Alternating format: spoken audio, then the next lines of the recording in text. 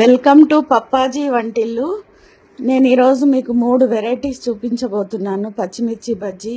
పావు కేజీ పచ్చిమిర్చి తీసుకుని పావు కేజీ శనగపిండి తీసుకుని మిర్చి ఘాట్లు పెట్టి విత్తనాలు తీసేసి ఈ శనగపిండిలో 2-3 స్పూన్స్ బియ్యం పిండి, వాము, ఉప్పు, జీలకర్ర పౌడరు, కారము, పిండికి సరిపడా, కొంచెం తినే సోడా, వంట సోడా అంటారు, తినే సోడా అంటారు. బజ్జీకి గరిటె జారుగా, అంటే ఎలా ఉండాలి అంటే ఉండలు కట్టకుండా బాగా కలుపుకోవాలి. కలుపుకొని కడాయి పెట్టుకుని ఈ మిరపకాయను పిండిలో ముంచి ఆ నూనెలో వేసుకుని బాగా వేయించుకోవాలి.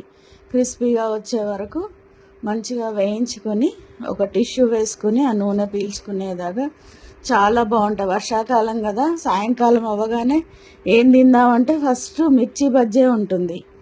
ఆ మిర్చి బజ్జీ ఈరోజు నేను మీకు చూపించబోతున్నాను, తిని చెప్పండి. నెక్స్ట్ పాలకూర పకోడీ. పాలకూర 4 కట్టలు తీసుకున్నాను. 4 కట్టలు తీసుకుని సన్నగా కట్ చేసుకుని బాగా కడగాలి, అందులో ఇసుకుంటుంది.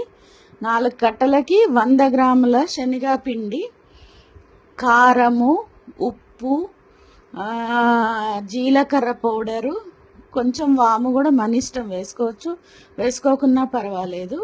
ఈ పాలకూర తడితోనే పిండి కలిసిపోతుంది, పైనుంచి నీళ్లు పోయక్కర్లా. మళ్ళీ కడాయి పెట్టుకుని అందులో ఈ పాలకూరను ఉల్లిపాయ పకోడీ వేసుకున్న విధంగా వేసుకోవాలి. చాలా బాగుంటుంది పాలకూర పకోడీ కూడా. ఆకుకూరలు మనకు తిన్నట్టుగా ఉంటుంది, పకోడీ తిన్నట్టుగా ఉంటే చాలా క్రిస్పీగా వస్తుంది. చాలా బాగుంటుంది సాయంకాలం పూట స్నాక్స్ అన్నమాట.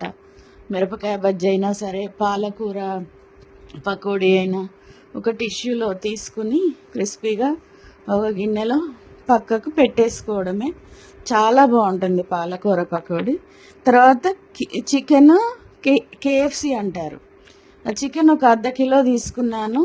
అల్లం వెల్లుల్లి పేస్ట్ 1 టేబుల్ స్పూను, ఉప్పు, ఒక నిమ్మకాయ రసం తీసి, నిమ్మకాయ రసం, కారం సరిపడా, కారం కూడా సరిపడా వేసేసుకొని అందులోనే కార్న్ఫ్లోర్ ఒక 2 స్పూన్స్, ఎక్కువ వేసుకోకూడదు, 2 స్పూన్స్ కార్న్ఫ్లోరు.